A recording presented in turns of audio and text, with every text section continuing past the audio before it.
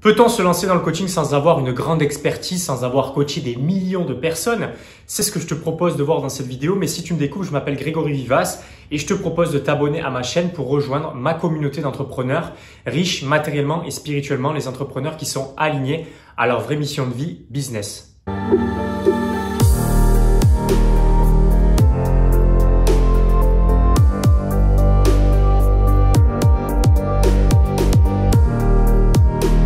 Tu l'as sûrement remarqué, aujourd'hui, c'est un peu la merde, tu vois, économiquement, c'est un peu la merde. Donc, ce qui se passe, c'est que comme les gens, ils perdent leur emploi, ils galèrent à en trouver un autre, etc., le salariat, ils comprennent que ce n'est plus une source de sécurité à moyen, à court terme même, mais surtout à moyen et long terme. Aujourd'hui, on nous demande quoi? On nous demande de lâcher cette illusion de sécurité extérieure où on mettait notre sécurité sur notre emploi et on attendait la retraite et on mise plutôt en soi, sur une sécurité qui est intérieure. On place notre confiance en nous. Donc, ce qui se passe, c'est que les gens, ils veulent créer leur business et ils veulent utiliser Internet comme une source et une opportunité qui va leur permettre de gagner cette liberté parce qu'aujourd'hui, on peut limite plus sortir de chez nous, en tout cas en France. Moi, c'est différent en Estonie.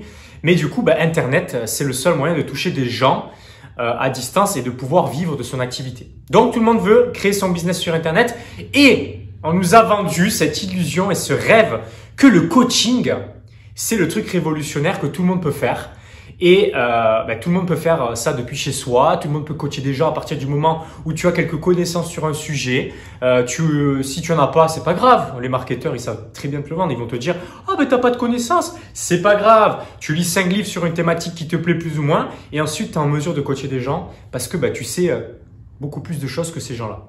Quelque chose que l'on ne te dit pas dans ça, c'est que pour être coach, il ne s'agit pas de vendre de l'information en fait. Quand tu es coach, tu vends une transformation. Donc, c'est pas juste t'apportes de l'information aux gens et après les gens, ils iraient. Non, c'est pas comme ça que ça fonctionne. Quand tu es coach, tu vends une transformation. Donc, t'as pas besoin forcément d'avoir vécu l'expérience. Voilà, il faut différencier les différentes casquettes. J'en parlerai dans une prochaine vidéo, comment faire la différence entre un coach, un formateur, un consultant, un mentor. Mais être un coach, c'est pas être un infopreneur, c'est pas vendre de l'information. Donc, juste lire des livres et retransmettre et recracher ça, ça ne suffit pas pour être coach, ok? Sauf que tu as des marketeurs. Eh oui, les marketeurs. On utilise tous le marketing, ok? Moi aussi, j'utilise le marketing. Mais regarde dans quel sens est orienté le message à chaque fois qu'on te vend quelque chose. Et les marketeurs, qu'est-ce qu'ils veulent? Ils veulent de plus en plus de clients en coaching, tu vois? Donc, qu'est-ce qu'ils vont dire aux gens? Ils vont dire « Ah, tout le monde peut être coach, les amis. Tout le monde peut être coach. » Tu as un cerveau, tu sais des choses, allez, tu peux lancer ton activité de coaching, surtout qu'aujourd'hui, c'est l'opportunité du siècle. Tout le monde est sur Internet, c'est la merde à l'extérieur, tout le monde perd son emploi, lance ton business de coaching, tu vois. Vends ton information, vendre de l'information. Non, c'est du bullshit tout ça. En réalité, tout ce qu'ils veulent, c'est d'attirer beaucoup plus de clients pour devenir coach.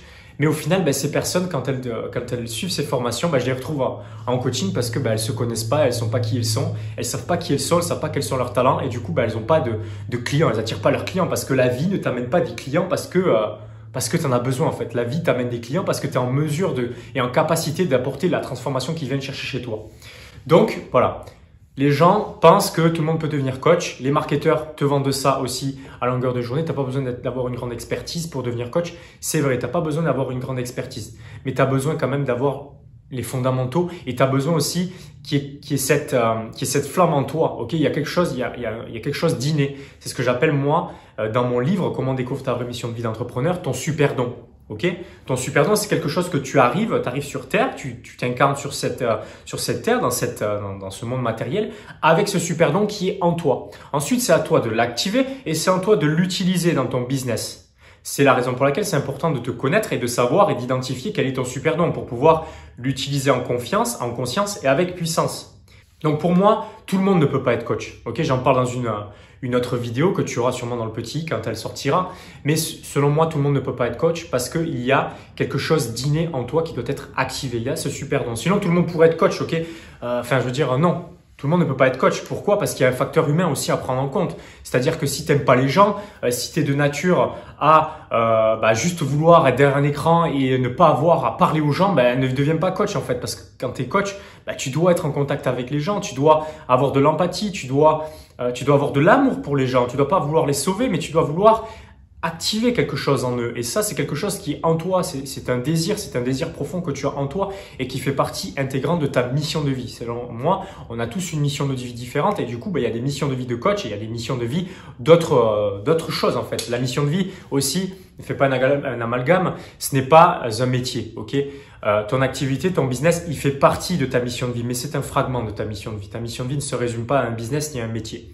Mais tu dois avoir quelque chose d'inné en toi, un super don que tu dois activer et tu dois l'identifier pour ça au préalable. Aussi, tu l'as sûrement vu, surtout en France, eh bien tout le monde ne jure que par les diplômes. Donc qu'est-ce qui se passe? C'est qu'on va te vendre des formations diplômantes et des formations certifiantes pour devenir coach. Et à l'arrivée, qu'est-ce qui va se passer? Tu vas avoir ta certification, tu vas avoir ton joli petit papier et tu vas dire ça y est, je suis coach, je vais avoir des clients, je vais devenir riche, tu vois. Et en fait, quand tu vas te lancer, tu vas voir que en fait, ça t'apporte pas de clients et ça t'apporte aucun résultat aussi en termes de transformation si tu as des clients. Donc c'est pareil, la certification, c'est un business de plus que l'on va te vendre pour te faire miroiter que c'est la solution pour devenir coach. Donc ça va t'apprendre certaines choses, mais la majorité des choses, tu ne les apprends pas en théorie, tu les apprends dans la matière, en pratique, dans le concret, avec les gens, dans l'expérimentation, avec les gens, avec tes clients. Donc pour moi, un bon coach, qu'est-ce que c'est? J'en parlerai encore dans une prochaine vidéo. Mais un bon coach, pour moi, c'est une personne qui a une conscience déjà de qui il est, ok? Comment veux-tu coacher des gens si toi-même tu sais pas qui tu es, ok? À un moment donné, allô quoi. Donc une conscience de qui tu es, une conscience de comment toi tu fonctionnes, le fonctionnement de l'humain, le fonctionnement de la psychologie de l'humain, le fonctionnement de comment tu prends des décisions, les facteurs conscients, les facteurs inconscients, ce que tu ressens, les émotions, le fonctionnement d'un humain globalement en fait. Un coach doit avoir une conscience claire de comment fonctionne un humain en fait, parce qu'il va s'adresser à des gens, il va s'adresser à des humains, il va vouloir activer des choses au sein des personnes avec qui il va travailler. Donc c'est important de savoir comment fonctionne un humain, ok? Donc le fonctionnement d'un humain, c'est pas juste en théorie, ok? Il y a aussi un facteur ressenti, un facteur, quelque chose d'inné en toi qui ressent le fonctionnement de l'autre personne, qui est en mesure de savoir où il faut pointer du doigt pour poser les bonnes questions, pour que la personne trouve les solutions elle-même. Aussi, les gens pensent que être un bon coach, c'est juste donner des informations ou donner des solutions. C'est pas vrai, c'est pas du tout ça. Être un coach, c'est pas donner des informations, donner des solutions. Ça n'a rien à voir, ok? Ça, c'est la casquette du consultant. Voilà, il pose des questions, il donne des solutions. C'est tout. Mais le bon coach, c'est quelqu'un qui va poser les bonnes questions parce qu'il voit où il veut amener son client et ensuite, il va lui permettre de trouver lui-même les bonnes réponses. Parce qu'on active une transformation à partir du moment où ton client, il est à l'initiative aussi du fait qu'il a trouvé lui-même sa réponse, sa bonne réponse pour lui. Il n'y a pas de bonne réponse pour tout le monde, il y a une bonne réponse pour soi. Et ton rôle de coach, c'est de l'aider à trouver sa réponse pour lui. Tu comprends? Donc si tu ne te connais pas, si tu ne connais pas le fonctionnement d'une personne, si tu ne ressens pas les personnes, si tu fais pas confiance aussi à ce que j'appelle ta guidance spirituelle. Et oui, on est guidé aussi dans notre activité de coaching. On n'est pas coach par hasard, c'est qu'on est guidé pour transmettre des choses et pour activer des choses chez les autres, pour réveiller les autres. Ok? Donc il y a aussi une dimension spirituelle à prendre en compte. Et cette dimension spirituelle, c'est quelque chose qui fonctionne avec ton ressenti. Donc si tu ne sais pas comment ressentir, viens voir une personne comme moi pour activer ça en toi parce que tu vas être un peu dans la merde pour ton activité de coaching. Mais tu dois ressentir, tu dois te laisser guider aussi. Les solutions sont pas déjà préfabriquées, toutes faites. T'as pas un programme, un plan déjà préfabriqué où tu amènes les gens. Tu sais la direction que tu vas leur faire prendre. Mais globalement, pour moi, un bon coach, c'est quelqu'un qui sait s'adapter. Moi, quand j'arrive en coaching, j'arrive un peu comme ça et je sais que j'ai confiance. Ok, je suis guidé. J'arrive, je m'installe et je sais que je vais trouver les solutions. Je sais que je vais être guidé pour trouver, pas pour trouver les solutions, mais pour poser les bonnes questions pour que la personne trouve ses solutions et active ça en elle. Voilà. Ensuite, tu le ressens, c'est validé dans ton corps quand la personne a trouvé sa bonne solution et la personne aussi, elle a activé ça en elle, donc elle devient autonome. Et oui, parce qu'elle est en capacité de ressentir, parce qu'elle aussi, elle est connectée spirituellement.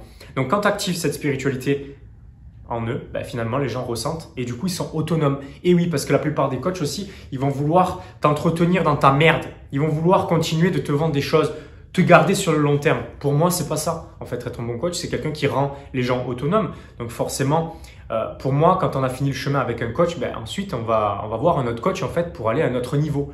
Ok? On reste pas à stagner avec le même coach toute sa vie. Ok? Chaque personne doit t'apporter quelque chose. Chaque personne doit t'apporter quelque chose de spécifique qui va te permettre de continuer ton chemin de vie dans ta mission de vie, ok? Donc les gens qui veulent te garder sur du long terme, c'est du bullshit, c'est pareil, ils vont te vendre ça pour te garder dans leur business, là, voilà, pour te garder et pour que tu continues à consommer leurs produits et services. Donc une fois que tu t'es formé, une fois que tu as fait tout ce qu'il fallait, ton travail sur toi, etc., tu es en mesure de commencer à coacher les gens. Okay? Tu es en mesure, tu te connais toi-même, donc tu es en mesure ensuite d'aider les gens à activer ça en eux. Tu es en mesure de les accompagner pour ça.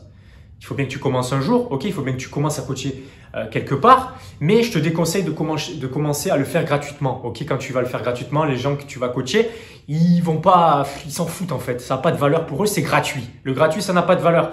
Donc commence à te faire payer pour ça. Commence à te faire payer à ta juste valeur, une valeur que tu ressens être juste pour toi, une valeur avec laquelle tu es à l'aise, ok. Les gens qui te disent ouais, vends à plusieurs milliers d'euros, peut-être qu'aujourd'hui c'est pas encore, tu te sens pas encore à l'aise avec ça, ça va venir. Mais commence quelque part, mais commence à te faire payer, commence à recevoir cet équivalent de ta valeur qui est en toi. Cette valeur, il faut que tu la fasses monétiser. On est dans un monde matériel. Les choses ne sont pas gratuites autour de toi et les gens ne se transforment pas avec du gratuit. C'est la réalité. Ok, c'est comme ça. C'est comme ça. Ok, donc ils doivent payer pour avoir et commencer à activer une transformation. Donc commence à te faire payer par rapport à ce que tu sais faire, par rapport à ce que tu as travaillé en toi. L'idée aussi, c'est pareil pour te fixer le bon prix. Prends un prix que tu ressens, mais prends un prix aussi qui t'inspire, un prix qui te fait plaisir, ok? Si tu vends ton coaching et que tu as vendu ton coaching et tu te dis, oh putain, j'ai l'impression de me faire arnaquer, j'ai l'impression de sous-évaluer ce que je propose, bah déjà, c'est que c'est pas le bon prix. Donc, prends un prix qui t'inspire, un prix que tu ressens, un prix avec lequel tu es confortable. Quand tu le proposes à ton client, il ressent que c'est juste pour toi et pour lui. Il te sent pas timide, il te sent pas non confiant. Pas confiant quand tu proposes le prix, tu le proposes avec fermeté, tu te sens à l'aise, aligné avec ce prix, c'est le bon prix. Ce prix va évoluer à l'avenir, ok? Ne t'impose pas de facturer des dizaines de milliers d'euros. Si aujourd'hui tu commences, t'es pas confiant, commence à ton échelle en fait. Donc voilà, le but de cette vidéo, c'est pas de te décourager, de te dire ouais non, tu peux pas commencer le coaching, etc. Il faut que tu aies de l'expérience et tout. C'est pas vrai. Mais je veux juste éviter de faire comme tout le monde là et de dire que tout le monde peut être coach en fait. Je pense qu'il y a beaucoup de gens qui peuvent être coach et qui se sous-estiment par rapport à ça, du coup qui se lancent pas, qui passent pas à l'action. Et dans ce cas-là, ces gens-là, il faut leur foutre un coup de pied au cul pour qu'ils osent se lancer. C'est mon rôle, c'est ce que je fais avec mes clients. Mais de dire que tout le monde peut être coach, pour moi, c'est un mensonge. Et aussi, c'est pareil. Les personnes que tu vas accompagner, que tu vas coacher, le but c'est pas que ce soit des cobayes sinon, tu vois. Il faut bien commencer quelque part, mais il faut commencer à un moment où tu as quand même des fondations, tu as quand même des bases et tu es en mesure, tu as la posture, tu es dans la confiance pour pouvoir le faire.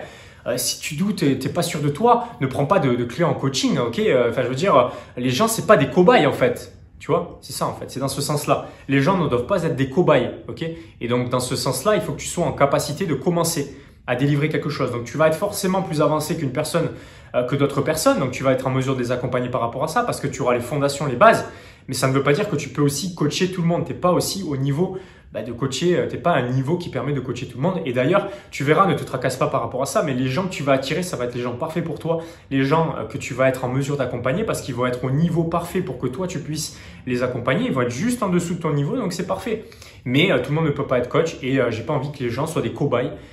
Parce qu'il y a des gens qui pensent qu'ils peuvent être coach alors que c'est pas du tout le cas, juste parce qu'on leur a vendu ce rêve de devenir coach et parce qu'on veut que tout le monde devienne coach, parce que c'est un business qui fleurit et le business de la formation aussi de coaching, c'est quelque chose qui est florissant. Donc forcément, les marketeurs, ils ont tous intérêt à dire que tout le monde peut être coach. Si tu le ressens en toi, si tu ressens que tu as envie de faire ça, si tu aimes les gens, si tu aimes être en contact avec les gens, si tu as envie de faire le bien, si tu as envie de contribuer, de les aider, de les accompagner avec le cœur, ok? Si tu le fais comme ça juste pour de l'oseille, ça va pas marcher pour toi et ça va pas marcher pour tes clients. Donc du coup, ton business, sur du long terme, ça va pas marcher.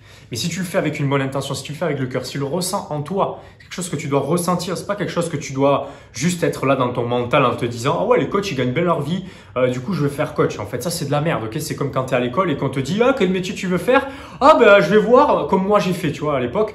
Ah, je vais dans un salon des métiers, tu vois. J'avais 15 ans ou 14 ans, je vais dans un salon des métiers et je vais parler à des gens qui avaient l'air d'avoir de l'argent. Donc, je vais voir des notaires, je vais leur parler, qu'est-ce qu'ils font dans leur vie. Je vois qu'ils sont bien habillés. Donc, je me dis, ah, putain, ils ont de l'oseille, je vais faire comme eux.